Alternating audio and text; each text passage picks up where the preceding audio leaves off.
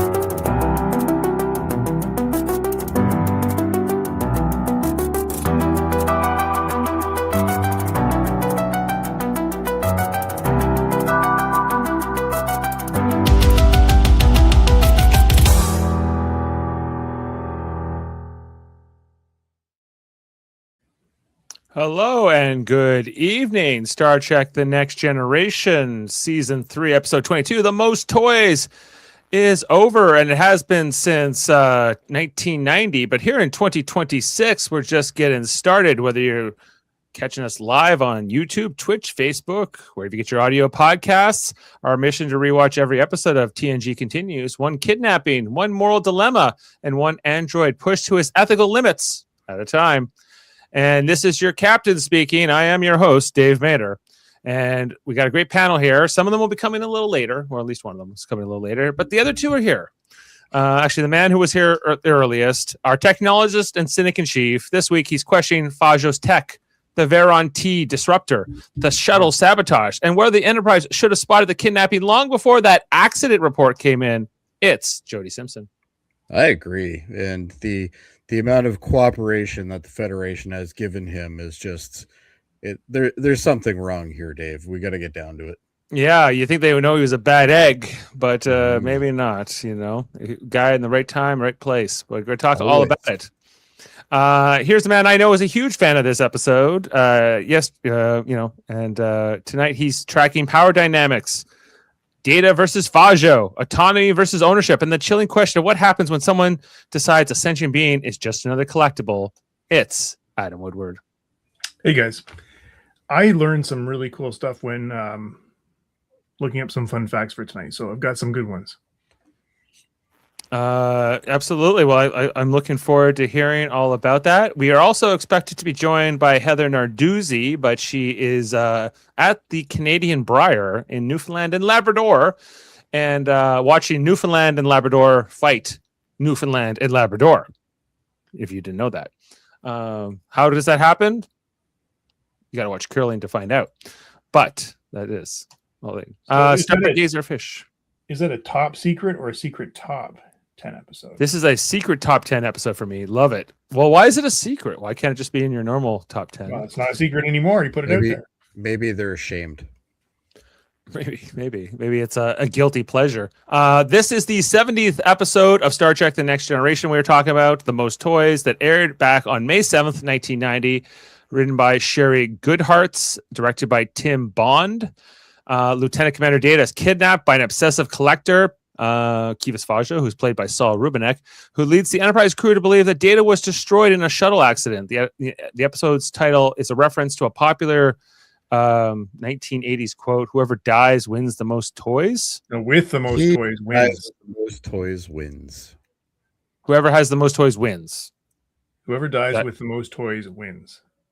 Okay, and why was this a saying in the 1980s? It just was. Because the 80s were all about selling. And stuff. Always be closing. Yeah. Like white Countoshes and cocaine.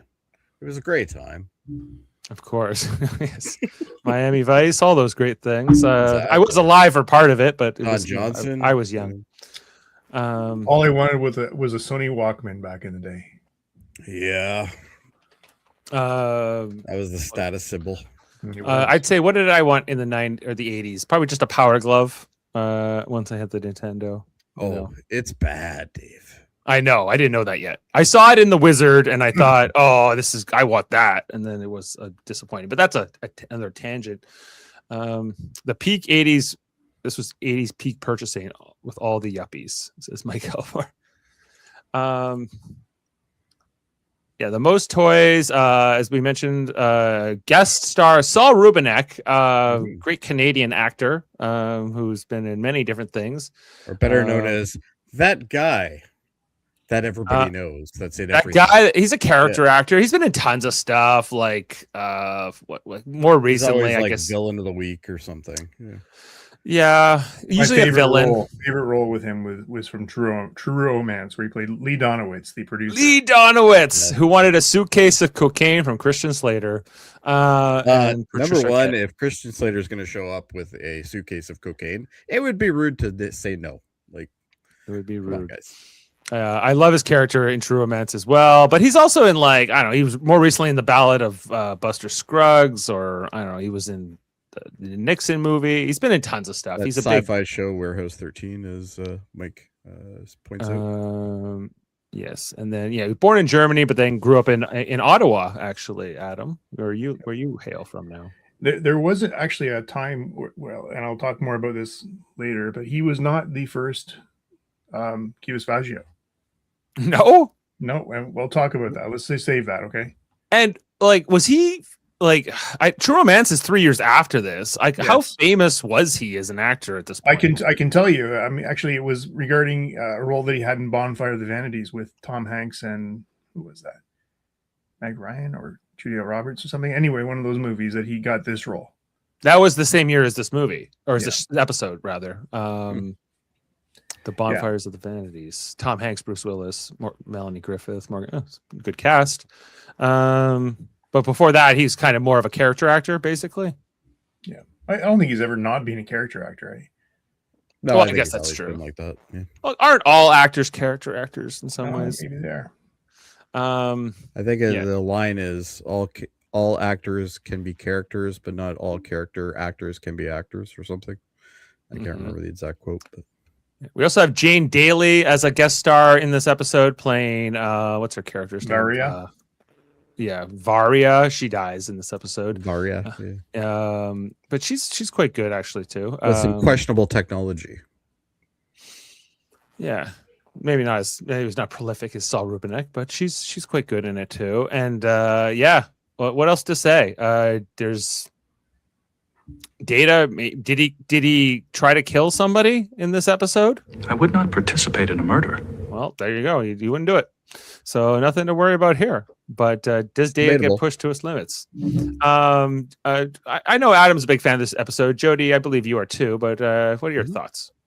Rewatching this again, there was a bit of rose-tinted glasses, but overall, I think it's still a solid episode. It's a fun episode. It's a nice episode to kind of give us a little bit more of a look into Data, which as of the third season, we've already got to know a lot about this character, but it's more interesting to see how he can be defiant and stuff as well. Passive aggressive, I guess. So it's interesting to see that dynamic, but I think overall the episode itself is good. I don't think it's a terrible episode by any stretch. Yeah, Saul Rubinek always plays to the son of a bitch so well. He plays the villain. Yeah. Adam, how high up on the rankings is this for you? Like, as a TNG not as high as I thought it would be. And same here. Once we get into it, and I'll tell you why. But there was one something that didn't sit well with me right off the bat, and I'm happy to talk about it. Okay, all the stuff with Saul Rubinek and Brent Spiner, I think is really strong. I think a lot of this, I think it's the B plot on the Enterprise that I find a little lacking. That could be better. Exactly. If you can say what was the B plot, obviously it wasn't that great. Yeah, it could be stronger. It's the weaker part of the episode. Jody and Wesley largely are left like trying to figure out what happened. That's like A minor. for Yeah. me, because it's still the same Well, storyline. it's their perspective, so it's a little bit different, I think. But- Right, them going to his quarters, and then there's that part where Picard reads that Shakespeare quote that we'll never see his like again, and there's like them dealing with him being sad. Like what if Data actually did die? How would the crew move on? The answer is, I guess, Worf becomes the new ops officer, and some nobody becomes the new tactical officer. But that gets undone by the end of this. What else? Yeah, I think, and I guess the other part of this that I think really sticks out is that Veron T disruptor. That we something never that- hear about again. We never hear about them again. Oh, because he had them all. He had all Yeah, 4 of them. Four of the 5. There's one more somewhere out That's there. right. It's probably that other guy, that other collector guy who has it. Yeah, probably. Yeah, but I guess just the idea of it being a really vicious, painful weapon that exists, in the Star Trek universe. And you got to say, Varia, she did a good job acting that out, like how that tore her apart. It seemed long. It seemed like a long death. It did. It seemed very, very bad. And he didn't really need to do it, but she, I don't know. Well, let's break it down. So, let's get into the episode. Heather will be joining us. And we start here with the captain's log, who says that the Enterprise is trying to assist a Federation colony called Beta Agni 2. They have contaminated water supply, so they need to, buy this substance, a rare compound from Kivas Fajo, the trader that Saul Rubinek plays, to neutralize that contamination. We're going to find out later on that the contamination on that Federation colony was deliberately created by Kivas Fajo so that he could sell them the cure, basically. We made the disease and selling the cure, but they don't know that. And it's also that the substance can only be transported by Data, because I guess I don't even really understand why Data has to be the one. Because I think it had something to do with radiation or something like that. Like, okay, but these other people aren't affected by the radiation. Well, that's a good point. That was the only thing, but it doesn't matter. Yeah, they don't explain it at all. Whatever. Data's the only one who can fly the shuttle. He's got to do it. He's has to be him. Yeah, and he's the only one that knows how to work the blinkers. Exactly, and he's going to bring back this, the shuttle of stuff. This is the final shipment, so they say, "Okay, here he comes," and they put the dry ice or whatever this is into the little slots. Then they ask Data to sign the paperwork, and this is the first lesson he should have taken from this is like, when they hand you the paperwork, make sure you read the fine print. Sometimes it'll electrocute you. And that's what happens here to Data. He gets hit with this charge. I think Mike Elmore says, I think it was about the instability and requires precision piloting. Could be. Okay. I think you're right. I think that is the line. Although, okay. Anyway, Data, Mr. Precision, Mr. Procedure can definitely fly. Can you go back one slide? Mm-hmm. Where are the buttons that were on the top of this thing? I think it was meant to be like, I guess these are the buttons, but that circuit board is definitely button contacts. It's like, where are the 10 buttons that are supposed to be up there? It wouldn't stick in there, so they just gave up and put it on as is. Yeah, they're like, screw it. It looks cool. I guess it's meant to be like a thumbprint reader or something, but anyway, Data gets shocked, so he's kind of like knocked unconscious, and then they scan all of his materials, like what he's composed of, so that they're able to put like the exact substances he's composed of into the shuttle, so that when it blows up, they'll find exactly what they would expect to. So they do that very quickly, like he's made up of 10% uranium or whatever, and go. The way they presented it, though, like, did you not get the feeling that they were going to just like sell them for scrap or something? Like, originally it wasn't about a collector, right? Like, it was just like, oh, this is you didn't know what they were doing exactly. Yeah, you didn't know exactly what they were going to do. Yeah, well, like I don't know if I remember the first time I actually watched this, so it's hard to recall for me, but yeah, like it's definitely, you don't know what's happening.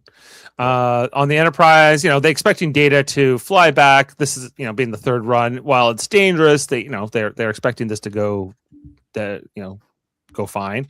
They say everything's going fine, and then all of a sudden, the shuttle blows up.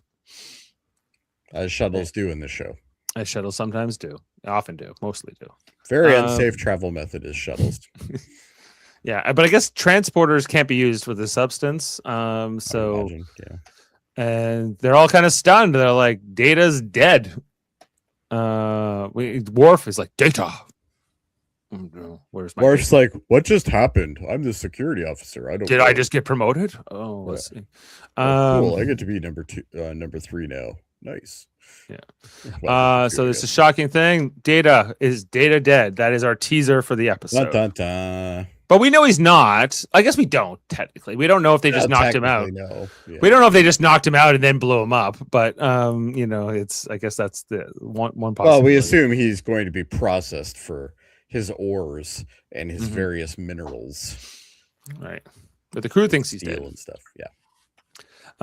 So after that, we get the captain's log saying it seems like we've lost Commander Data. And we see that Captain is speaking now to Kivas Fajo, who we meet for the first time here on screen. He's like, "Oh, it's terrible. What happened to your pilot?" And "Oh, he didn't make it. Oh, that's too bad." Rubenek very good in this role, I think. But better than maybe it deserves. But here we got Mike Elmore asking discussion question: What's the number one killer in Star Trek shuttlecraft? Is it shuttlecraft, transporters, or holodecks? That's a good question. I would say holodecks. They definitely get more in trouble with holodecks, but I feel like they crash more often on shuttles, but they usually survive, or at least some people survive. And transporter things we've had some trouble with. We've had some deaths, but not that many deaths in the transporter. Yeah, that's a good question. Yeah, they're notable, they're memorable, but they don't tend to. I don't think there's been that many. Sam says he's got to take off, so his rating is 8. All right, thanks, Sam. All as well. Anyway, so Kivas Fajo, he's ready. He's like, he doesn't have any more of this stuff to sell them. He doesn't even know if he wants to keep it anymore, so he's taking off. Bye. Sorry about your guy. We'll see you never. Mike, I just turned to one of my best friends to check out that question, and apparently it's transporters. Well, is that like that's what I would have thought? That's the fact. Like transporters kills the most. Yeah. Fatal pattern losses, people that never rematerialize, pattern corruption resulting in death of an irreversible transformation, duplicates like Thomas Riker. I don't really see Poor that. Tom Riker. That's not so much a bad thing. Yeah. You just get more of you. Merging of individuals, Tuvix. And the demerging. Yep, and molecular scattering from the enemy within. If you think about it, Tuvix was killed with a transporter. Yep. So okay, transporters, don't take them. Got it. Transporters, bad idea. Bones would agree. Bones, take a shuttle. Pulaski too. Yeah. So That's anyway, true. The Enterprise goes on its way, and Kivas Fajo's trader ship is left to go on its own way. I don't know. Does Rubenek's ring get a guest starring role? It should. Yeah, It should have an executive producer credit too. Yeah, it's a good ring. I like when they do this shot of Picard talking to the view screen when the heads are so big. Remember they did that with Ferengis in that early episode? I loved when they did that. Well, they did that for the first appearance of the Ferengi too. Yes. Which was kind of cool. I believe somebody has just arrived. Well, let's introduce her. Coming in next here, everyone. Jody, if you will add her, please. I shall. Stylish and sharp and tuned into the emotional core. She's watching the unsettling dynamic between Data and Fajo, the manipulation, the power imbalance, and the quiet moments when Data's calm becomes its own kind of resistance. Here she is, our goddess of empathy, Heather Narduzzi. Hello, everybody. Coming to you live from the car outside the Mary Brown Center in beautiful St. John's, Newfoundland and Labrador at the Montana's Briar. We just finished up the game and we're heading home. That's why I'm late to the pod, but I had to come on tonight because this is one of my all-time favorite episodes. What have I missed in the discussion so far? Not a ton. They have internet in Newfoundland? Just kidding. Oh, it's pronounced Newfoundland, Adam. Yes. They have it in Labrador too. Just that is correct. Yes, it's brought in by sled dogs, imported. I wonder. Right. Well, welcome, Heather. We just got through like the teaser of the episode, and discussing Saul Rubinek in his Ring, getting a guest starring role, and those kinds of things. And we weren't too deep into the screenshots yet. Wonderful. Okay, so Saul Rubinek is terrific in this episode. Okay, he is a truly menacing villain, which Star Trek sometimes tries for and doesn't quite achieve. But Rubinek, you genuinely feel the menace with him. I think. Yes, I agree. I think he's one of the better villains of all of TNG. And you're not even sure at the beginning he is the villain. It's just like he is once you get seen that, but even then you're like, is he really that bad? I guess because he's so irredeemable, right? Like he has a soft way of talking to sometimes, but then like other times he turns. Now, to be clear, for legal reasons, you are not driving, correct, Heather? I am not driving this car. My bonus dad, Jerry, is driving the car, and who is a lifelong Star Trek fan and who's one of my favorite people to talk about Star Trek with. I would show him on the camera, but I think he'd knock the phone out of my hand. All right, well, let's not do that, but we appreciate Jerry and his driving contributions. He also loves this episode. Like this is a great one. If you're good, we can jump back into where we were on the screenshot. Yeah, let's get going. Wonderful. Which was kind of just when Picard and Fajo are talking here on the view screen, and when they're they get sort of he says, okay, well, how this is a great perspective that they show once in a while. I was just gonna say the same thing, Jody. That's so cool, and they don't super often show it from this perspective, like Picard and then the whole big view screen. So I really appreciate it in this episode. Yeah, it's good. And his costume, his little hat, his little curl of hair, and the way they have his nose shaped, he looks like a little Who from Whoville, but murderous. Yes, he's a homicidal Who. See, I always thought all you don't know that from yet. Whoville You don't know were he's murderous. He seems very cooperative at this point. No, he seems very cooperative. He doesn't seem like a bad guy yet. It just seems like a random alien. The Zybalians, I think he's called. This species is called Something like that. Yeah. Anyway, his ship's kind of unremarkable, but anyway, it goes on its way, and now they, now we come inside of Kivas Fajo's ship, the freighter.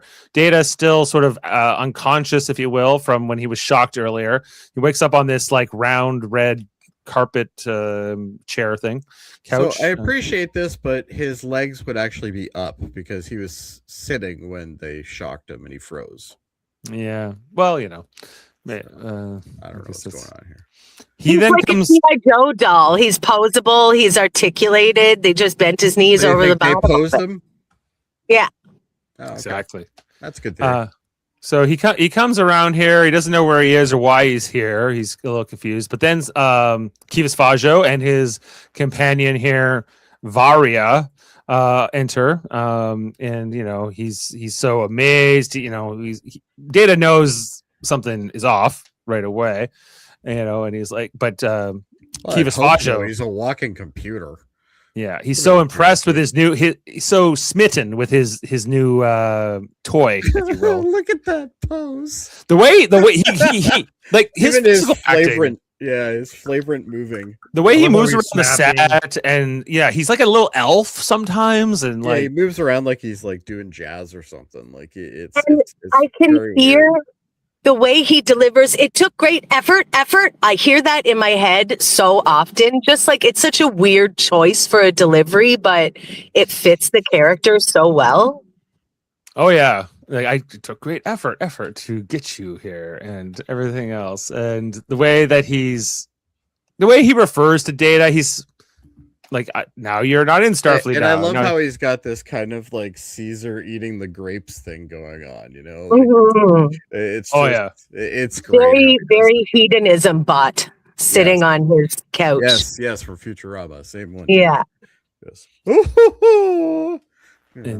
And Data tries to open the door but can't. He's confined here because he's like, well, I'm trying to escape. Well, there's no door handle. The door can only be opened by the crew members, Kivas himself. So then Data tries to grab him and use him to open the door, but he has like this force field around him that prevents Data from getting anywhere close to him. That's a little handy tool. And then he turns his back to Data, and Data tries to leap at him, but that just goes really bad for Data. He gets thrown across the room here. That's a good screen pat, Dave. Yeah. This is, and then he goes. He doesn't even flinch either, which is great. Lands here. And Data's like, whoa. Yeah, we find this device on his belt is the source of that power. I want one of those devices. That'd be handy. Who would you make sure you got was kept away from you, Dave? I guess it would keep everyone. I don't know if it's distinguishing, but no one can get the jump on you. Right. So then he's like, well, you're stuck here. Then he shows Data around his collection. This whatever the hell this was meant to be. The first something or other ever made. Broken satellite dish, like butcher's tools welded together, I guess. Or they're going to use it later in that episode where like everybody gets abducted by aliens. Oh yeah, Schisms is going to be one of the weird tools. Yeah, it looks like it's the Schisms tool, but and then there's like this vase made by some artist that was very rare and unique. There's who's this baseball card? Is a baseball Roger Maris from 1962. Roger Maris with the bubblegum smell, preserved. I always thought that was an interesting thing. And that just the way he delivers, like, I preserved the scent. Like he's so delighted. It's creepy. Bubblegum. He's like a kid collecting, right? Like that's but he also like when he was going through his collection, and there's a Dali on the wall there. Didn't even really spend any time on it. Oh yeah, he's like, I got some painting, whatever, right? Maybe the more valuable thing here. It's the only time I can remember Data reacting to scent specifically in in any one episode. Like, but he clearly notices. Perhaps that was the first time he had smelled bubblegum. I suppose, but it's the first time I can remember him smelling anything. But we know he can taste things, so I guess there's possible he smells things. Anyway, so then there's some endangered / extinct animal here, which a puppet, hand puppet in the tank. It's a gone. This puppet is worse than the dog in the wig. This is a terrible puppet. Yes, it's that gone. It's a baby Gorn. I do like the little song he sings to it. Loo loo loo loo loo loo loo loo. Yeah, why not? It's more alien than that dog they glued a horn onto in original series, so I'll take it. No, everybody said better. I love that dog in the big horn. I besmirch that alien. That's the Howie or something, isn't it? Yes. Anyway, then we find Data. He has his place amongst this collection. He's meant to sit on this chair for the rest of, I guess, for Fajo's life at least. But Data's fully functional. Fully functional. Anyway, but Data doesn't want to sit in the chair. Data says no. Kivas gets called away here by these Andorian traders. And that was a fantastic reaction. He gets so angry. Yeah, he's like, they want to talk about this trade negotiation. He said they've had 4 days to negotiate, and now they want to do it now. But he's back to business. He's got to go. Like, I'm busy playing with my new toy. But fine.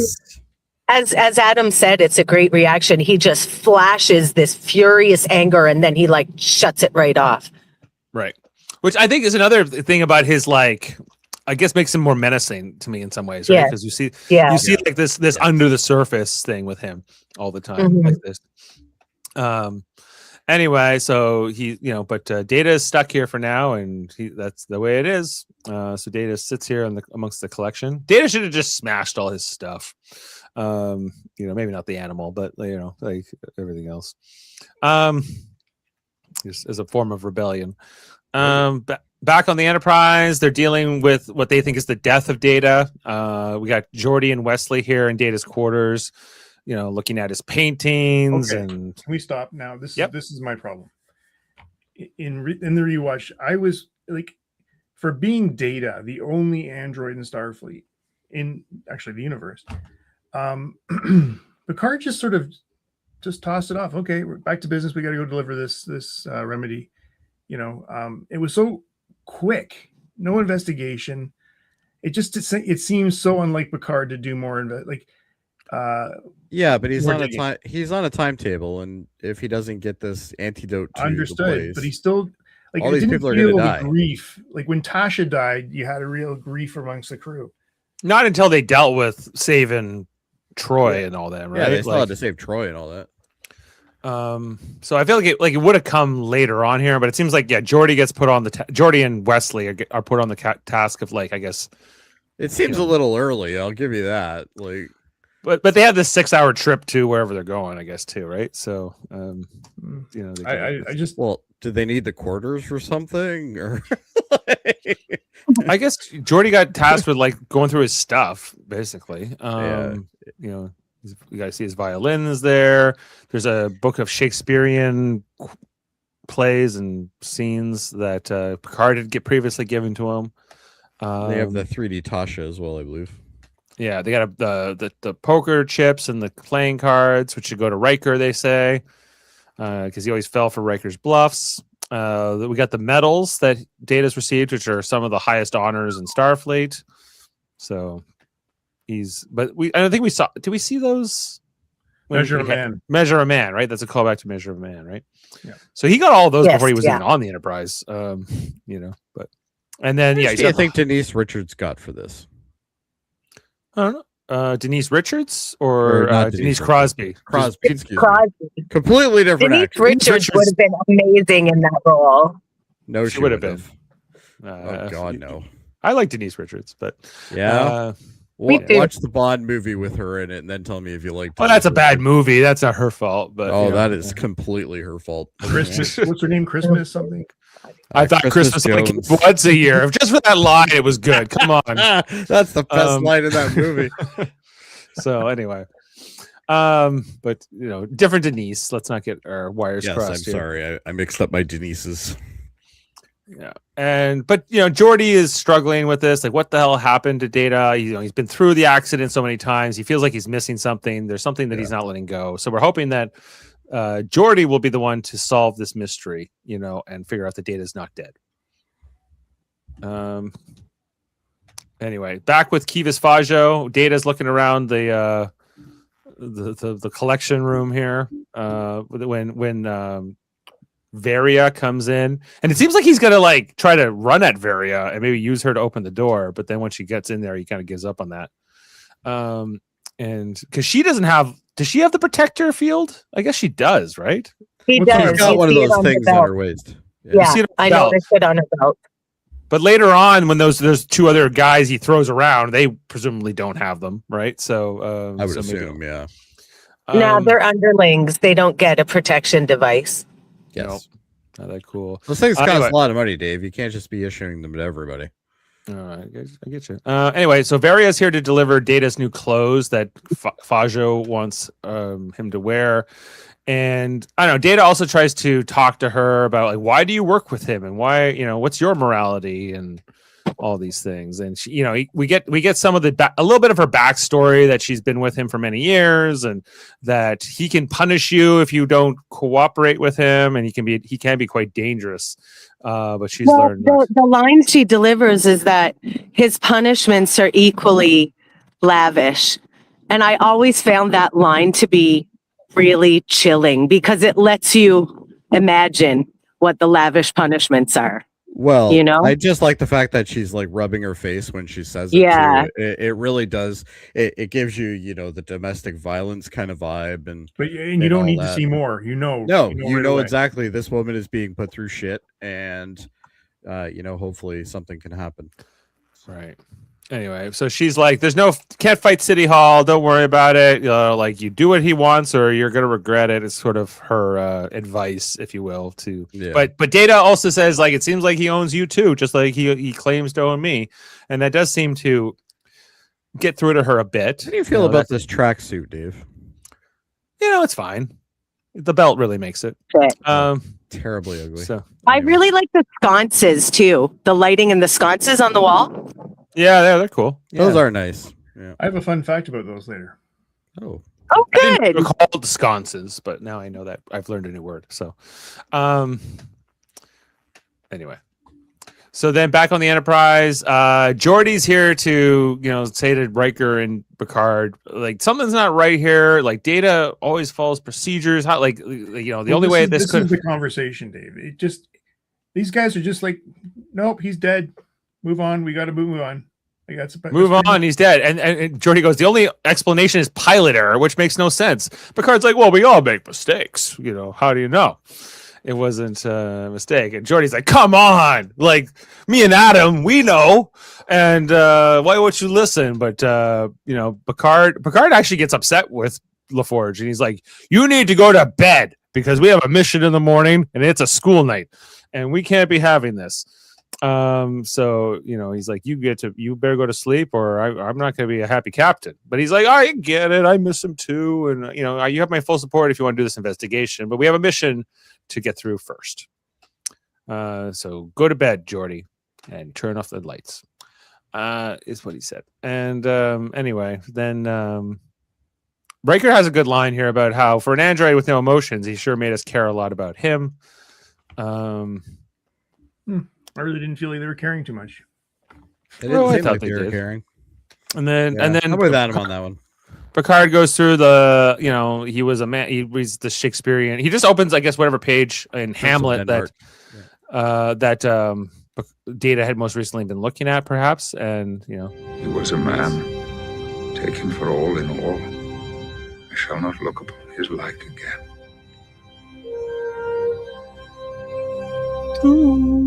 Hamlet. But maybe you will. Maybe you'll see him by the end of the episode. Act 1, C2. But, the good little, I guess, tribute, that Picard is giving here to Data, thinking that he's passed. Back on Kivas Fajo's ship, Data's feeding the puppet some birdseed. It's a Gorn.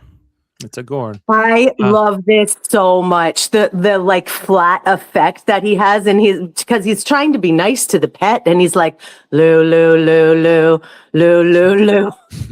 Cracks me up every time. It's funny. Then Kivas Fajo shows up, and then he's pissed off that Data's not changed his clothes yet.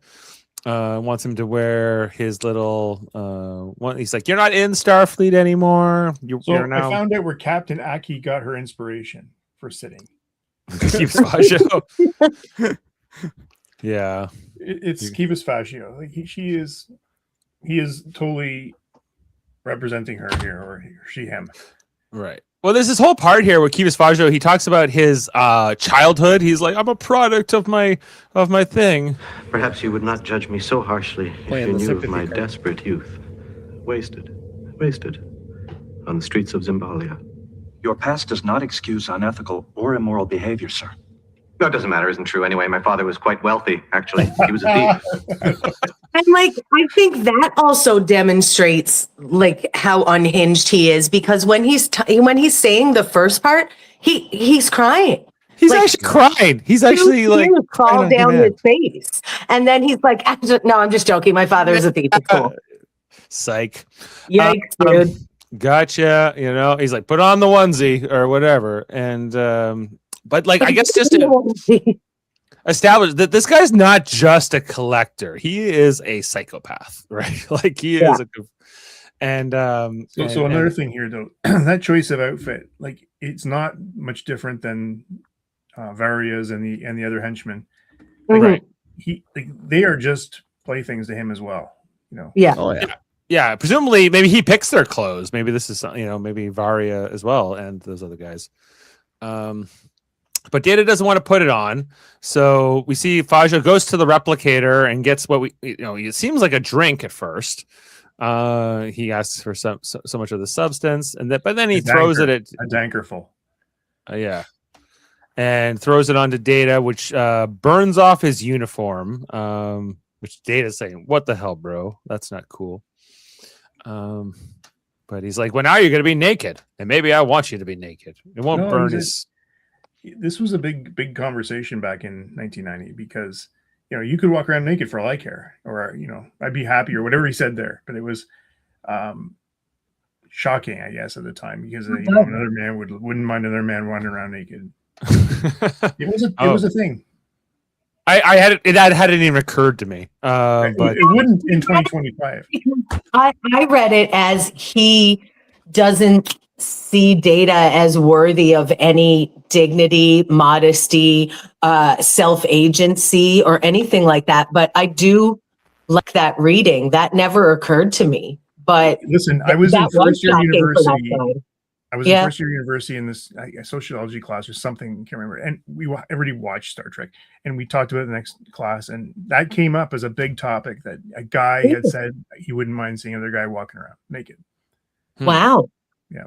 And that was very racy at that time. Well, I mean, yes, I guess it was. Right. Well, I guess to make Fajo even more shocking to that audience in 1990, I guess, you know. But he doesn't care. Anyway, it's going to burn off Data's uniform. He's going to be naked before he knows it. So he's like, you can be naked or you can wear the clothes, whatever the hell. I don't care. But I'll be back later, and you get to meet my important friend. So we'll come back to that. Meanwhile, back on the Enterprise, Jordy's having a horrible scene. Yeah, it's not great.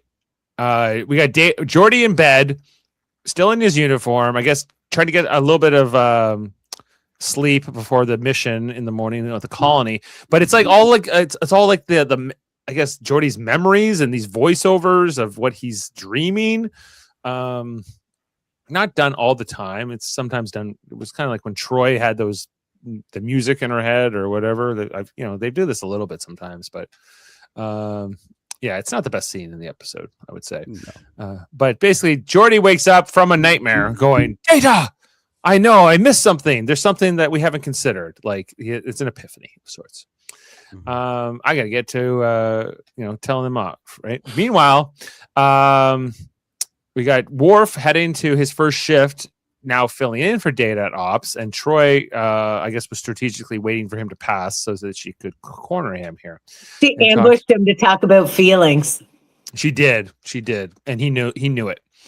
The other thing that I think is cool about this scene is that it seems to be all be one shot where they like go into the turbolift, and then it changes directions a few times during this conversation, and then it opens up on the bridge. So it seems like it's a practical effect that they did where they somehow move the set around or they move the turbolift thing around or something. I don't know if that's going to come up in fun facts, but I think the conversation is also very interesting because Troy's saying like, this is the second time you've had to replace a dead crewmate, the first being Tasha Yar at Tactical. And now he's being asked to become the new ops officer for Data, who they believe is dead. And more, if you think so, like, thanks for bringing that up again. Mm-hmm. Thanks. I wasn't thinking about my other dead friends. I'm really glad you brought it up. Right. Hannah Troy is actually an anti-counselor. What she does is she brings up all the stuff that traumatizes you to make sure you stay traumatized. It's how it's in business. Exactly. Yeah, I don't know. On Thursday, and Worf's like, on a Klingon ship, we do this all the time. It's cool. But he's never served on a Klingon ship.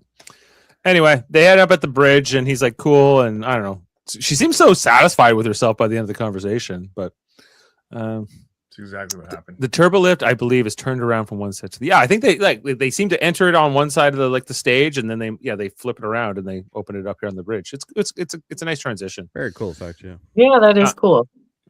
Then we have the scene in engineering. It's Jody and Wesley listening to recordings of the first two flights that Data took from Fajo's ship to the Enterprise, and then the final third one. And in the first, go back one slide? Does anyone notice anything about this shot? There are 4 lights. There are 4 lights. Yes. Good My call. God, Good call. I always thought there was 5. Well, the warp core is the 5th light. Anyway, so they're basically that the first 2 times Data did it, he said, I have now departed. I have now left the bay, right? But the third time he doesn't.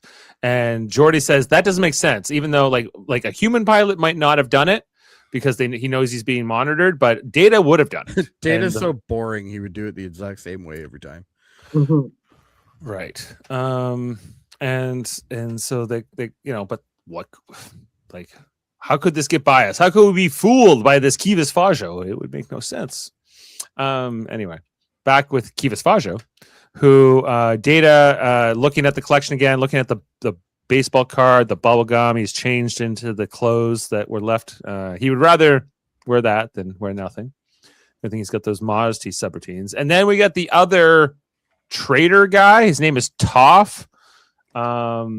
He's a different species than Kivas Fajo or Varia, it seems. You know what this made me think of? These two like stumbling in here like this was the cask of Amontillado. Like Fajo is Montrezor.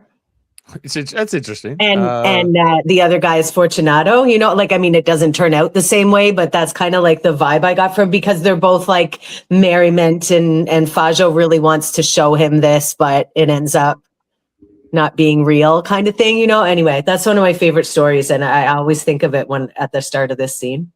Yeah, no, it's good.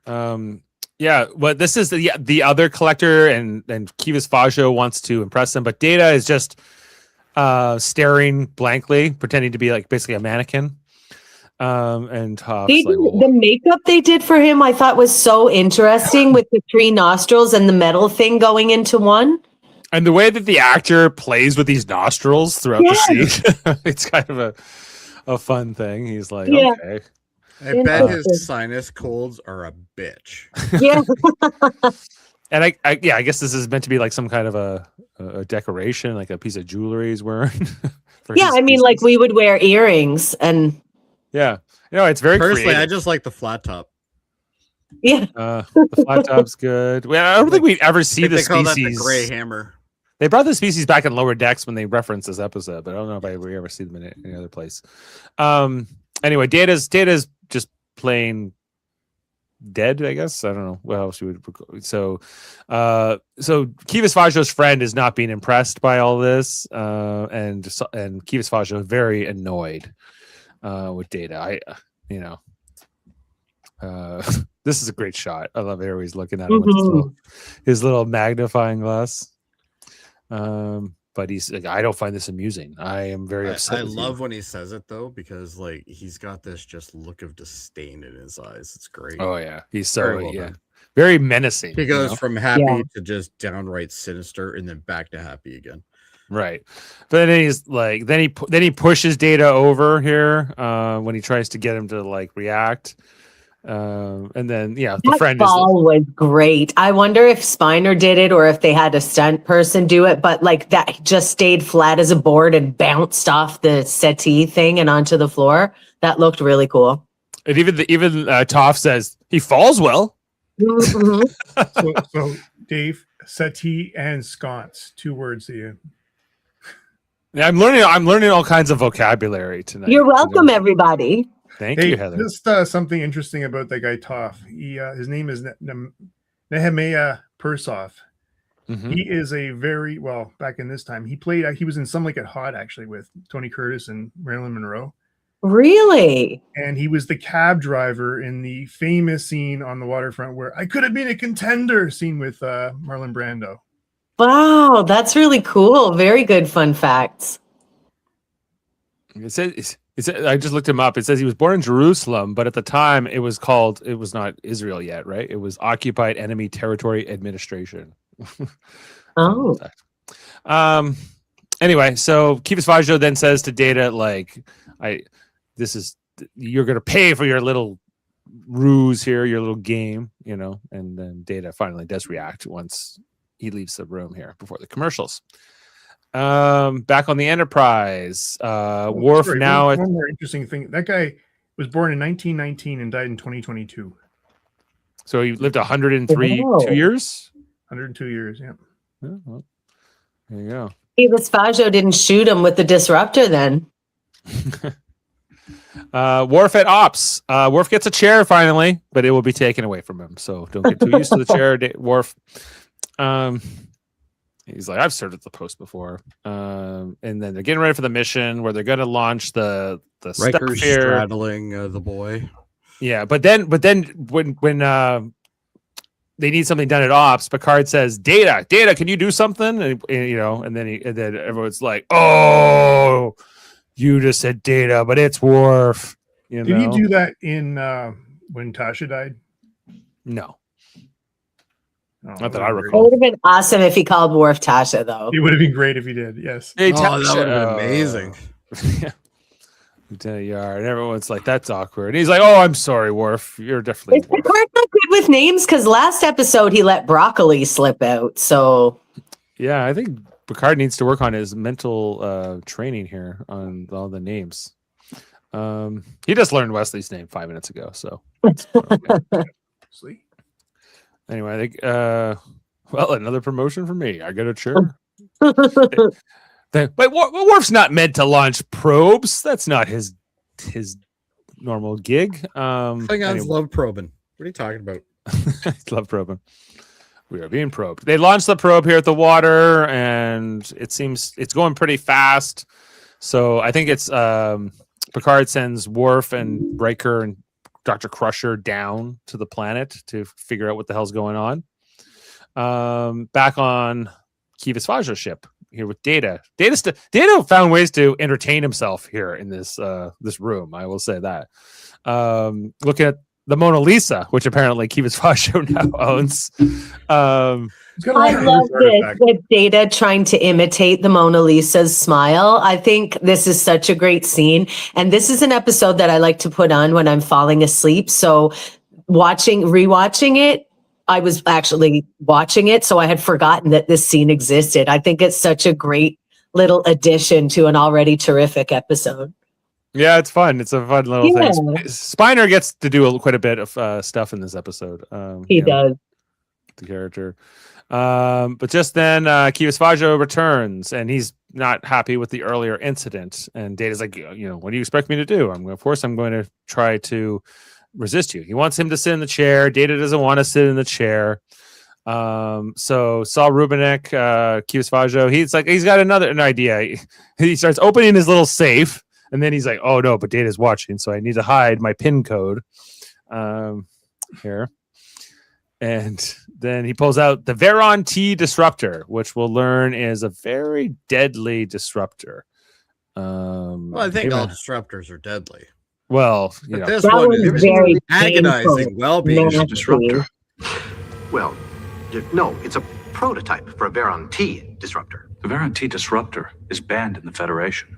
Oh, yes. They only manufactured 5 of them. I own 4. I sleep with one under my pillow at night, and I sleep very well knowing it's there, too. Do you know why? It is a most lethal weapon. It's not just lethal. This tears body apart, inside out. It does it very slowly, too, by your phaser standards. It's tortuous, very, very painful death. I've always wanted to try this. So he's never killed anybody with this specifically before, Anyway, so he's like, brings in Varia. He says, how long have you been with me? I think it's like 17 years. 14. 14. Sorry, 14. And she was barely an adult. He says in the dialogue so she was, but technically grown up.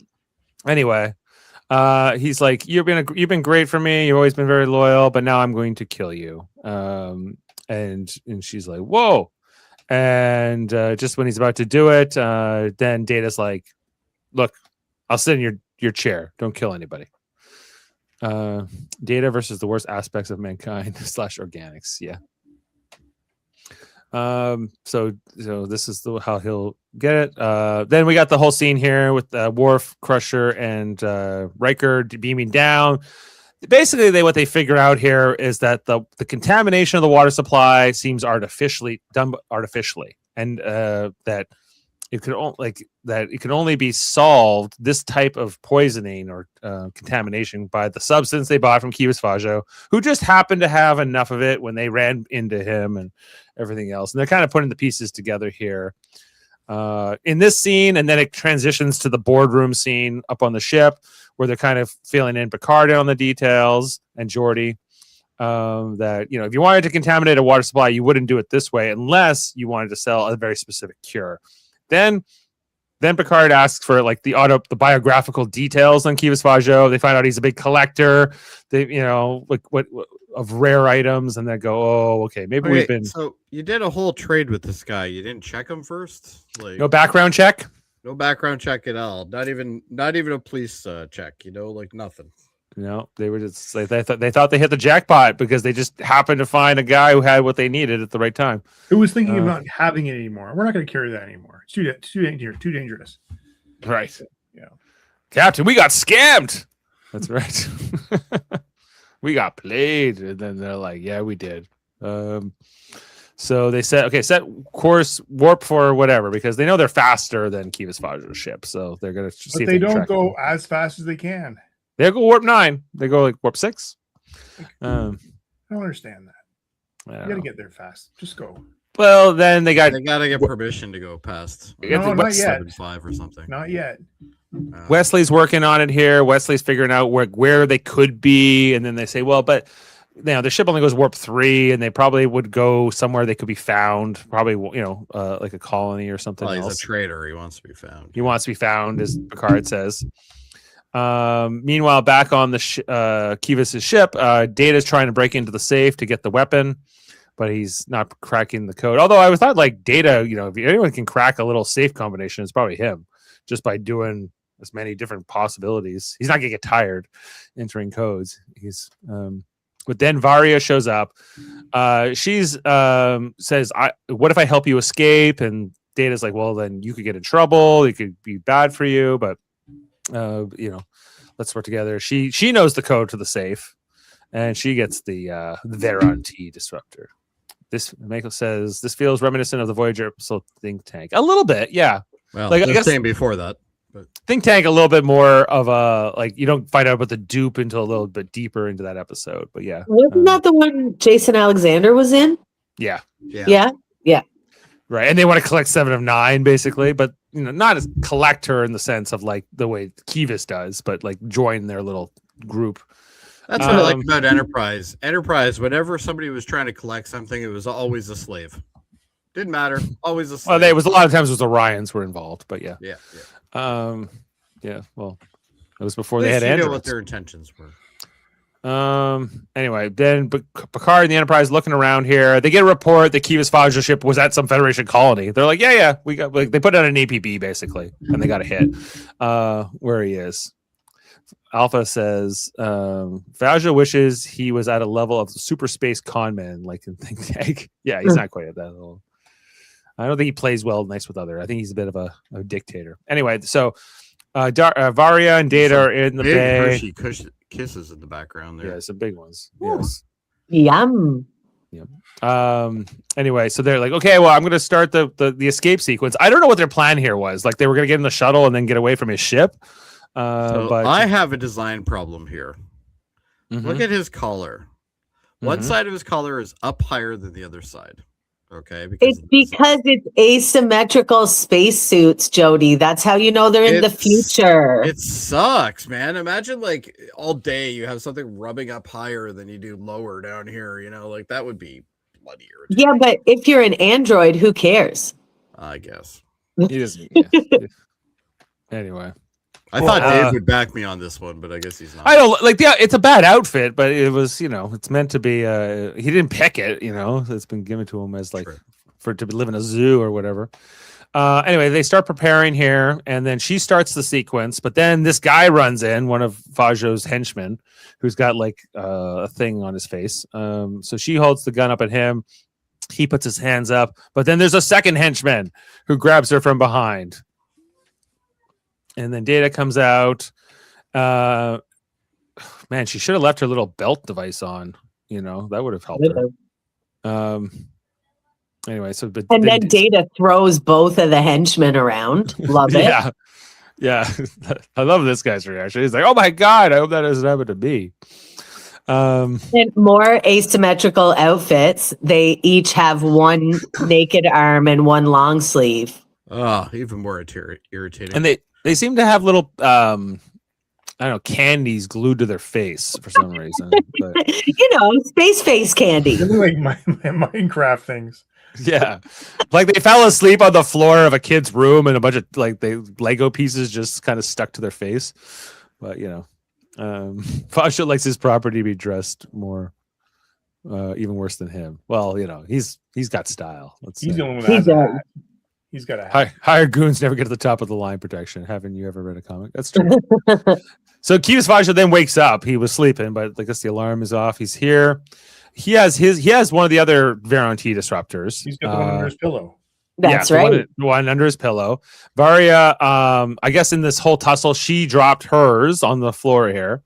And so there's a scene where she looks at it and he looks at it.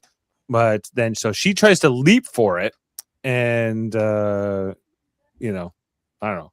She tries to then back off. And, it seems like he's not going to kill her for a second. Right. And she's like, okay, thanks. But then he kind of changes his mind. He gives that psycho look. Yeah. Tilts his head. That's and the then beauty of the guy who plays him, right? Because like this is his whole character is so unpredictable during the whole episode.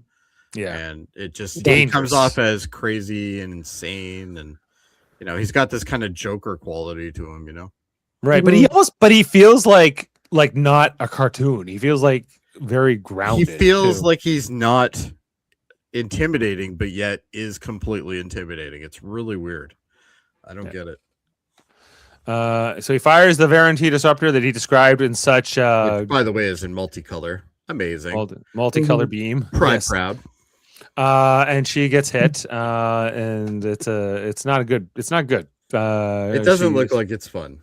No, the actress does a great job with it, like selling this. Like the scream that she lets out, the prolonged scream, like it's rough. Like she really sells it. You buy that she is in unimaginable pain. Yeah, and for some reason, after Kivas Fajo shoots her, he drops his weapon. I think because he's realized what he's done. Piece of consciousness in him that he goes, "Oh my god, look what I just did," and Yeah. Like this was his companion, realistically. Like this well, it's kind of like almost like a protege, man, right? Yeah. And also because he immediately shifts to "Look what you made me do," Data. Yeah. Right. Yeah. This final shot was like something else. Yeah. Yeah. When you see it in slow motion, it's quite something. Anyway, that's the end of Varia. See you later. And then he was like, "Well, look what you made me do, Data." And the look Brent Spiner wears on his face for these scenes, right? Like how like look at that, like that's just wow. He's trying to process this, right? And then Data grabs the one either she dropped or he dropped from earlier, and he holds it up to him. I guess his little beam protector doesn't protect him from this, but Alpha says, "I like to interpret it is like an unhinged man unable to admit the responsibility for his actions." Well, that's true for sure too. And anyway, he's like, "Well, you're not going to hurt me, Data. I'm a living being, and you can't hurt me. Your ethics won't allow it. And I'll just kill somebody else soon. I'll kill this guy." And he's like, "What? I fought for you. I wore candies on my face, but nope." Fuck is with those weird pockets on Data's pants. They're jodhpurs. He's going horseback riding. Yes. Is he putting the horses in there? Maybe so. The costume department. Like the costume department was like, "What if we put these big pockets on the side?" Like, anyway, make it a little. I just want to know how many cans of like steel-looking spray paint did they have to use in the scene? Lots. I'm guessing at least 3. Right. There's a lot there. Anyway, Data is like, you're a dangerous guy, and he's like, "You're not gonna kill me. I'm a living being." And then Data's like, "You need to be stopped." And it was like we were about to get some vigilante justice here for a second, but I have a license to kill. I have a license. It looks like it's okay. We'll talk about this in a second here, but whether Data does actually intentionally pull the trigger, but he's beamed away by the Enterprise just at that moment. And O'Brien showed up for this scene. He pops in here and he's like, "There's a weapon that's been discharged." So anyway, he deactivates it. And then they beam Data in, and he's like, "Oh, well, I'm not going to shoot you, Commander." Oh, good. And then they're saying, "Okay, what's up, Data? How's it going?" He's like, "You need to arrest that Kivas Fajo for murder." And he's like, "Don't worry, we're already arresting him, but not for murder. Like, you don't know about the murder yet." But anyway, he gives the weapon, and Riker goes, "It looks like it was discharging when you beamed over." He's like, "That's weird." Like, and then we know Data doesn't lie either. So that's the other thing. Yeah, this is the big controversy with this episode. Like, there's like I big. like to think he discussions did. about He it. pressed the button. I agree. He 100% did it, in my opinion. But if he did, he intentionally lied about it. Great. But Okay, is but he we've seen that Data can lie.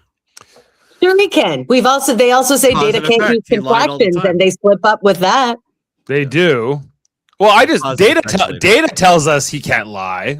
We're also told Vulcans can't lie, and they clearly can lie. Oh, Yeah. hell. They exaggerate. So they exaggerate. So maybe it's an exaggeration. So either On a mission. either he's On an a mission. intentional killer, or he accidentally hit the button. But Yeah. here's the thing. It's not murder. It truly was self-defense because Fajo never would have given up and he would have continued to kill other people. Mm-hmm. So Data defended those people and himself by discharging the weapon, in my opinion. It's funny earlier when Kivas Fajo calls Data a pacifist soldier or something like that. He's like, "What are you, a pacifist?" And then after Data leaves, and then Riker doesn't even know what happened over there. He doesn't even know that woman was killed. He doesn't know any of this. But he's just like, I think Data was lying about that. You know, he looks at O'Brien. O'Brien's like, "Oh yeah, he was totally lying."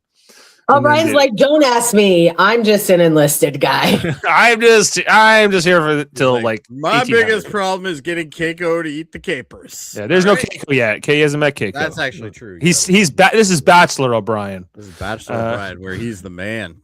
Yeah, I guess. You needed Julian at this point. Yeah, he had no Julian either. That's true. Anyway, very, very limited.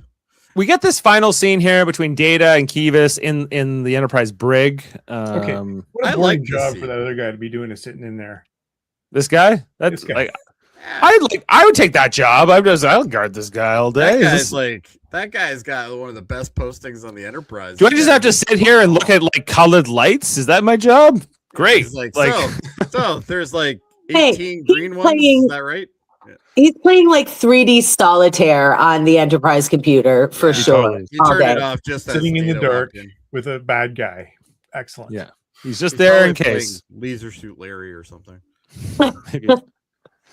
Anyway, so then the I final love scene this scene though.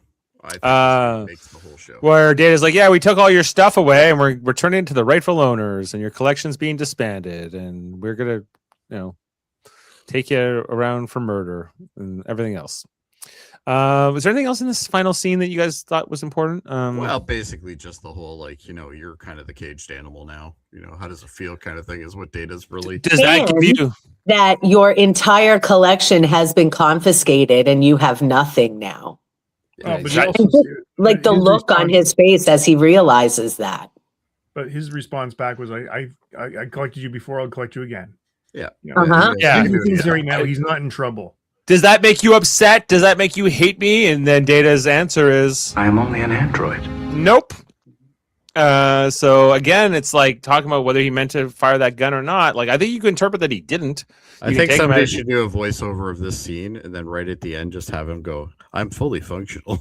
That would have been way funnier. multiple techniques, but then he's just like, techniques. okay, bye, Kivas Fajo, see you never, and then he leaves him. And we never Um, find out what happens to. I guess he went to It's prison. deliberately open to interpretation. So Adam and I both think he fired. What do you think, Dave and Jody?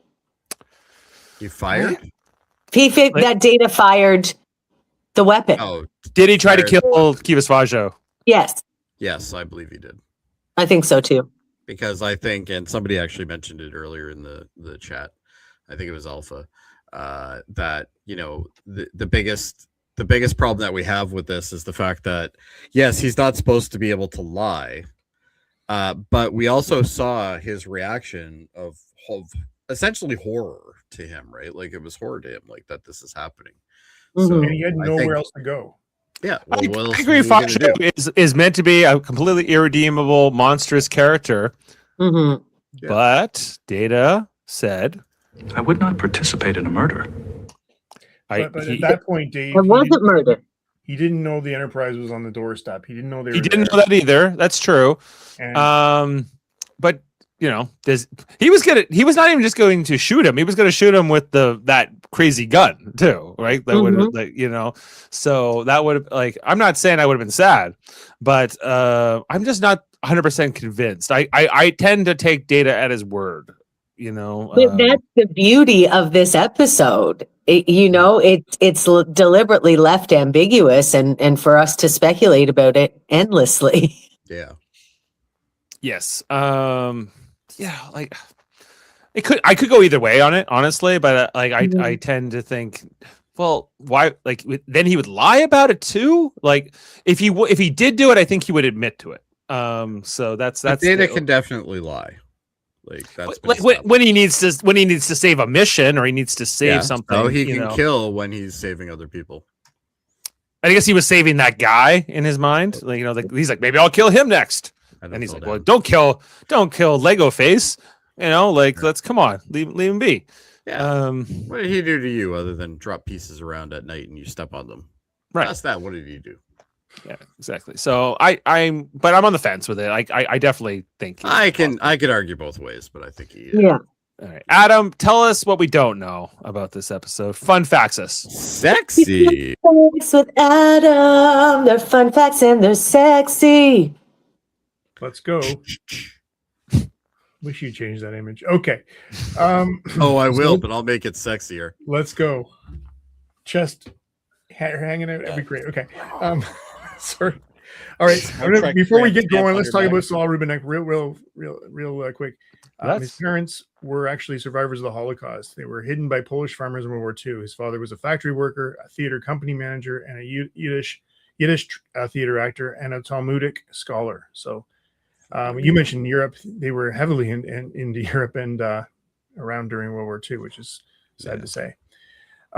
Now, what I want to talk about here, the big reveal for me that I did not know about, that he was an emergency replacement for David Rappaport on this episode. David Rappaport. Who's David Rappaport? I think of Time Bandits. Remember Time Bandits? Yeah. Terry Gilliam's movie? No, he probably has never seen it. Oh my God, such a great movie. It was mid-'80s. Mid-'80s. Anyway, David Rappaport played a character called Randall, leading the gang of shrubbery people that worked for God, and they were in charge of making shrubs. Yes. And typical David Gilliam, and they were trying to they stole the map to all these different worlds. It was a great movie.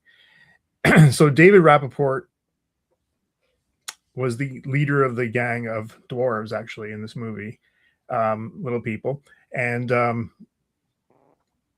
I was thrilled to know that he was going to be this role because he would have been equally as good. However, he tried to kill himself during the production of this movie or the show. And he had some problems and such. And then he did commit suicide just before it aired, which is really sad. So David Rappaport, another guy on that in Time Bandits, died before they were able to make a sequel, and Terry Gilliam from Monty Python stopped it at that point. It says David Rappaport was 3'11". Yes, 3'11". He was a little guy. Dave, if you haven't seen Time Bandits, you've got to see Time Bandits. Yeah. No, I haven't seen it, but I have seen it's a bit niche, but it's that encounter at Farpoint where like the little people are jumping all around when Q first comes in and they're like jeering and yelling at Picard. I've seen that compared to Time Bandits before. Yeah, it's very similar. Scene. Yeah. Like John Cleese, there's a ton of Monty Python people in it. What's his name? Sean Connery's in it. It's a good movie. Mm. Oh, so they filmed a whole bunch of scenes with him as Kivas Fajo. Yes, it was well into production. Wow. So I think there was a comment earlier saying, "Is there another like a lost tapes of Next Generation?" There is. Yeah, I don't have. Apparently, on the Blu-ray, you can see some of these scenes that he was in. Wow. Check that out. I can't imagine anyone other than Saul Rubinek in this role because he just did such a tremendous job. Well, I think Saul Rubinek made the episode to me, but I think that David Rappaport would have been really good as well. Would have been just knowing him.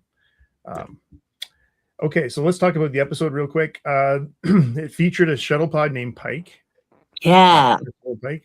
I don't know if you guys saw that at the beginning. Mm-hmm. I did notice that actually for the first time as I rewatched it, and I've seen this episode dozens of times, and I just noticed the Pike this rewatch. So that's Nick got Bert too. Mm-hmm. Yeah. Fajo's Lapling was a hand puppet created by Michael Westmore. Producer David Livingston recalled it was this little creature that Saul Rubinek went up and said, beady, beady, beady. That was the call to the creature and became the running gag. People on the set continued to say this long after the episode. That's cute. It was a reference, of course, to Twiggy from Buck Rogers. Twiggy, beady, beady, beady. Remember that? You guys don't remember that? Okay. No.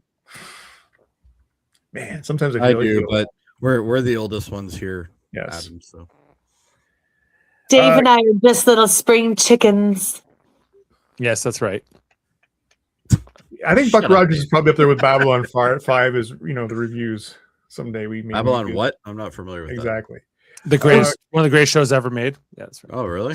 Mhm. I should probably check it out, but I won't because only 5 other people have. Well, the Babylon 5 we're called. That's why it's called Babylon 5. Yeah. Yeah. Five fans. 5 But- fans. 5 incredibly savvy fans who understand science fiction. Anyway, Kivas Fajo makeup was originally more elaborate. The character had clearly alien appearance, with long Vulcan-esque ears and purplish brown skin tone. However, the change was necessitated due to the constraints after the original actor David Rappaport attempted suicide. Right. In the background of the room in which Data is held, there's a copy of Salvador Dali, The Persistence of Memory, is seen on the back wall. We mentioned that. Hold on here. We just copied that. Leworf mentions that he's manned the op station before. There's a direct reference to the season when he acted as relief con and ops officer should Jody or Data be unavailable. I guess it was when he was wearing the red shirt. Yes. Yeah. When the show first started. Yeah.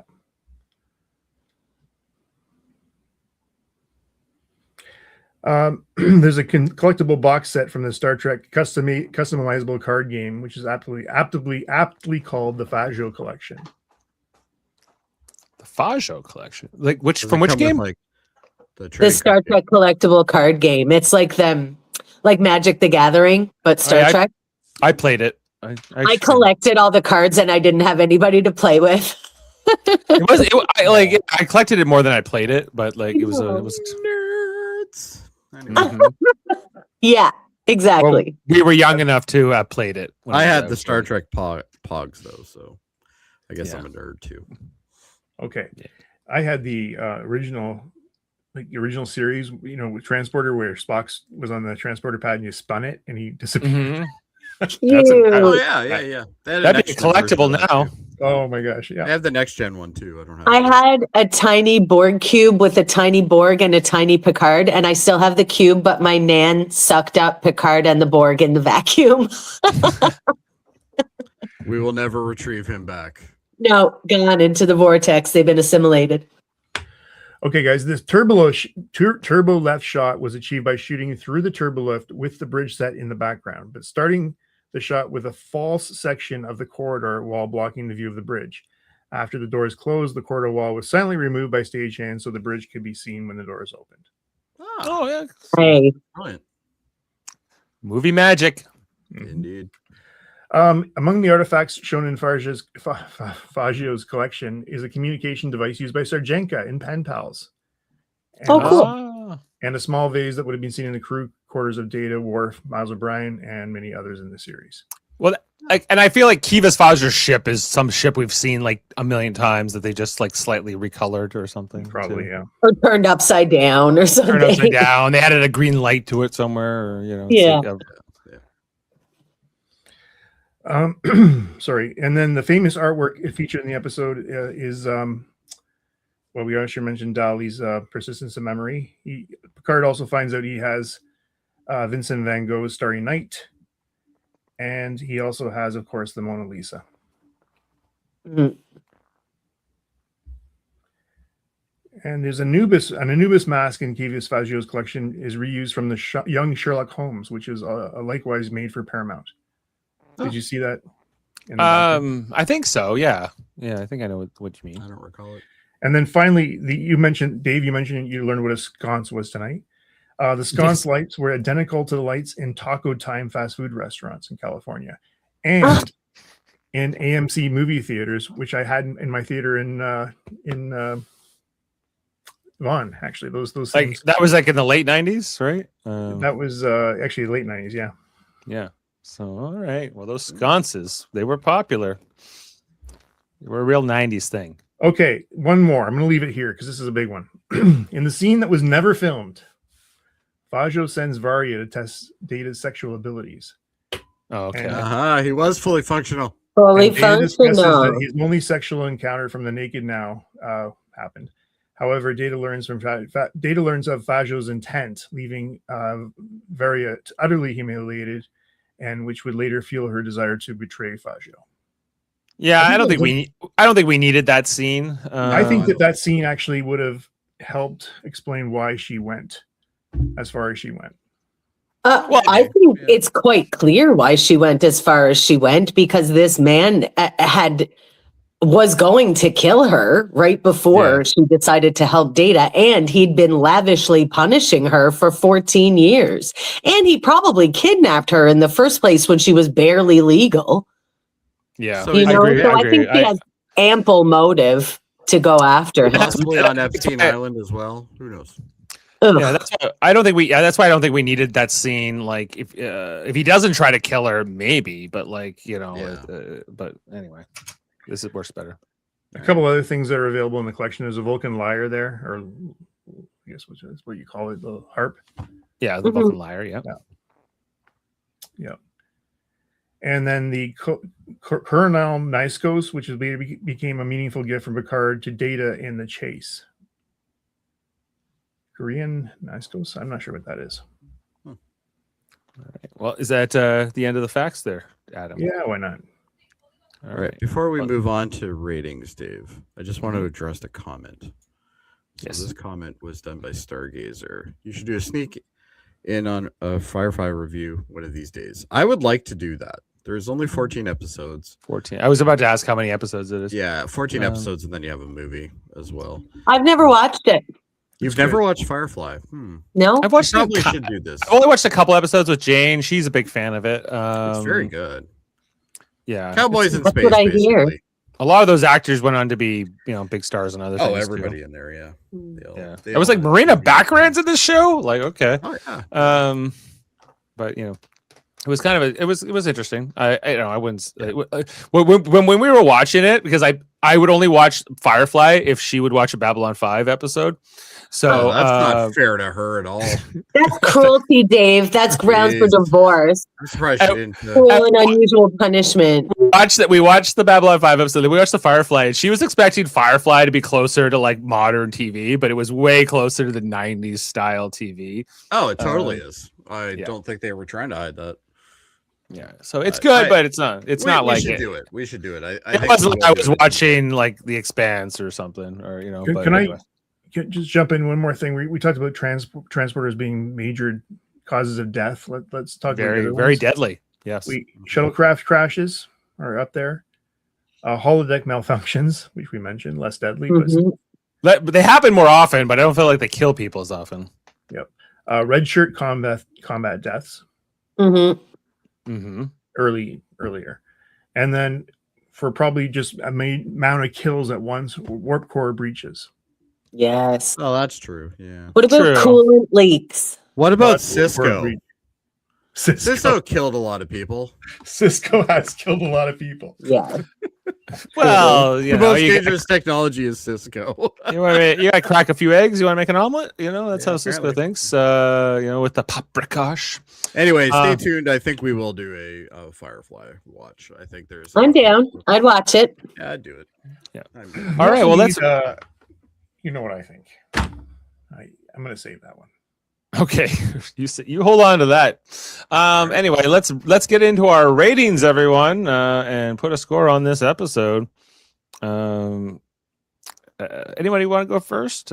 Yeah, me. It's a 10 for me. I love this episode. It's an 11. It's an 11. She's going 11. Yes. Hey, this one goes to 11. Okay, Definitely this whole in- 11 shit needs to stop. All Get right? out of here, Jody. Either a You're not 10 the or boss to it's me. not a You're 10. not my real dad. You can't tell me what to do. I can give it an I'm 11 Penny if I want. Anger. I can do You it tell all. him. All right. And with that, Adam, you're up. 8. An 8. Okay, that's a very respectable score. It's not Make your 11. face. You gave 11. You know, it doesn't deserve an 11. I'll tell you why.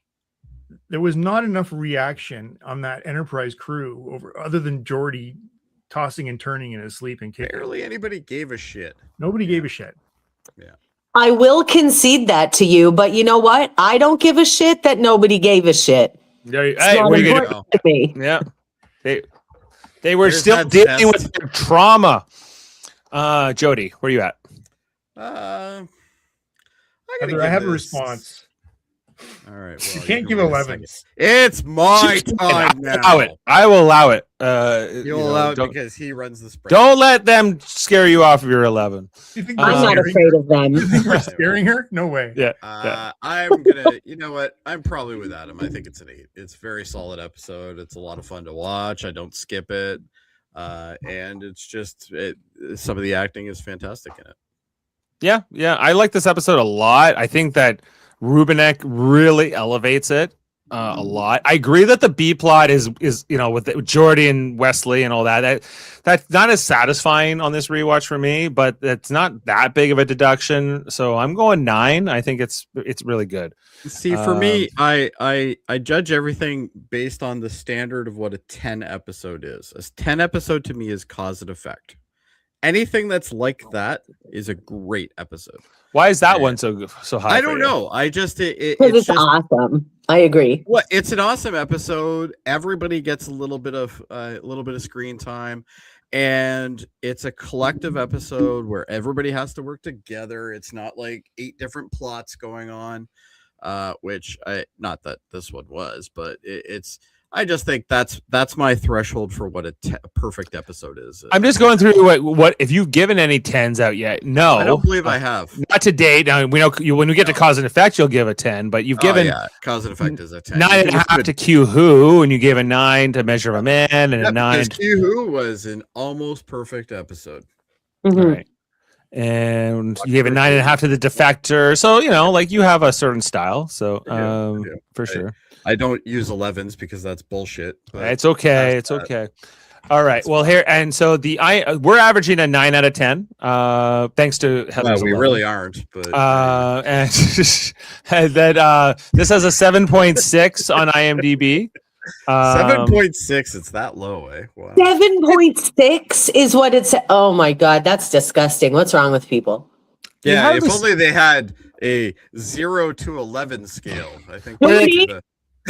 But Sins of the Father, not too many of these TNG episodes go above 9, unless they're like Q Who or something. But anyway, so we're averaging 9. The 7.6 on IMDb, 8.3 is the combined. But I think a very good episode. I officially say I'm out until at least Best of Both Worlds Part 1. Because Yeah, you're not on the panel for these I'm next not ones. happy with it. No. Well, Sarah they're. is not a good episode. I don't know why everybody loves it. Speaking of which, looking ahead to our next episode, it's Sarek.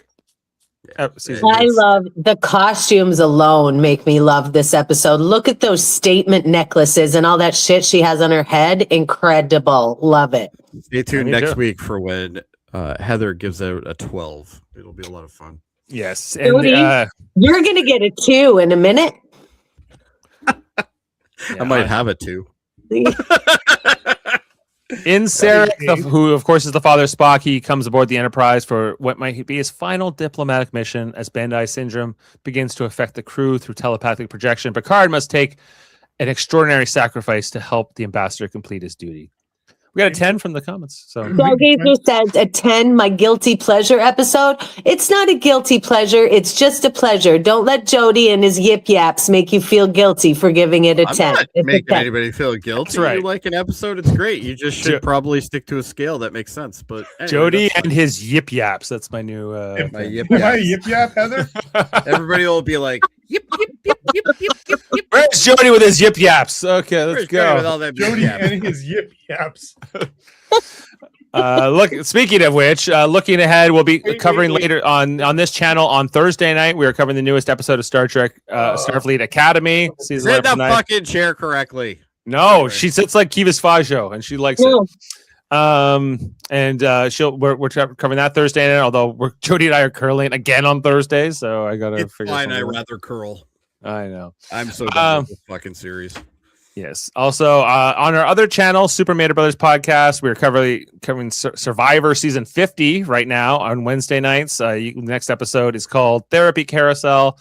We will be on Thursday. I'd enjoy that more than Starfleet Academy. You probably would. I could see that. And what else, guys? Oh, For All Mankind will be coming back later this month for season 5. Get ready for that too. So we'll be that should be fun. Schedule. Yeah. Do we know if it's the final season or not? They haven't said, so I think they're going to see how this one does, and my guess is they'll but they must have like an ending. Kinnaman can't be living past this season, like this next season. In real life, yes, but in the show, no, probably. Well, the dude itself is like, he's now like 800 in the show. Like, it's incredible. But in real life, he's younger than me, I believe. Or maybe slightly older. Anyway, he's a little bit older. Yeah. Anyway, that's this one tonight, guys. This has been fun. Thanks for being with us. Really from the cab to here. Behold. Oops. Knocked myself over. Behold nothing. I knocked it over. Stand by. Checks up. Oh. Nice. Beautiful. Yes. Is that from your mother? Pardon? Is that from your mother? Yeah, it's my mom's from the 1981 Lassie. Oh, that's cool. Wow. That's Which is cool. what the Scotties was called before it was called the Scotties. So she represented Newfoundland and Labrador in 1979, 81, 85, and 86. Wow. It was there was the Lassie, and then I guess it was the Scott Tournament of Hearts for a certain number. Tournament of Hearts, yeah. And now the Scotties Tournament of Hearts. Yeah. Anyway. It's my sweat. Polka dots. Excellent. Oh, did your brother win tonight? I was going to ask.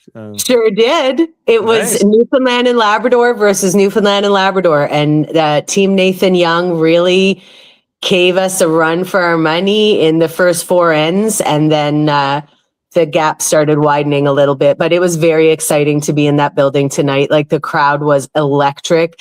2 Newfoundland and Labrador teams playing each other. I think that's a first at the Briar.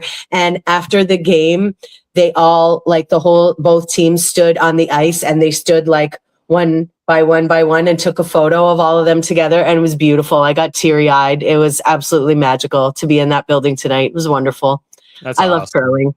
This is Brad's last year, right? That's correct. He's retiring at the end of this season. So it's been very emotional. A lot of lasts happening, and it's so nice to be here with my family and watching all the games, and it's great. I can't say enough good things.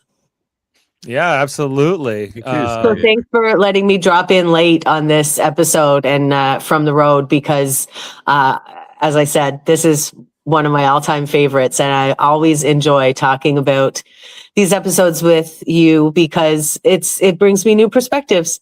And my perspective is that Jody is wrong about me giving it an 11. That's mostly, what I took away from this too. But thank you so much. Just for the record, I'm going to support Jody here. You can't give 11. Listen, Yip Yap, zip it up. Yip Yaps from Jody and Adam. So we got to tell him to stop with that. 1 to 10. There's no 11. These go to 11. These ones go to 11, as they say. All right. Well, thanks to the whole crew. Thanks so much, Heather, for making this part of your night tonight on such a big night for your family and for Newfoundland and Labrador, for that matter. All right. We'll leave you with this Kivas Fajo quote for the evening, and we'll see you next time here on Live Long and Podcast. Thanks to the whole panel. I know. What I've done is evil, selfish, immoral, unprincipled, illegal. Well, I've learned to live with it. Beam up some Star Trek content with Live Long and Podcast. A roundtable movie discussion with Hey, did you see this one? And take a peek into the darkness with Heard Noise, Must Investigate with Michael Chan. Watch us duke it out on trivial debates. And let's chat about TV with the Super Mario Brothers. It's all here on the United Federation of Podcasts.